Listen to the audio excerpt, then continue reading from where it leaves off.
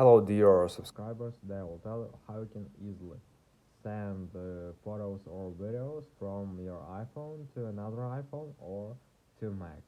So for doing this you just need to go to your photos, just choose file you want to send, so for example this one. Now just tap here. Here you will see all devices that have active AirDrop. So if you have MacBook you need to turn it on, and if you have iPhone you need to make it active, so you need to unlock it.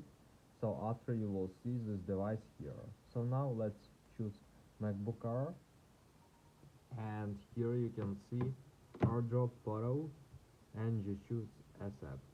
So now just choose save to download, and now it successfully saved our photo to gallery. So here you can to downloads here you can see it.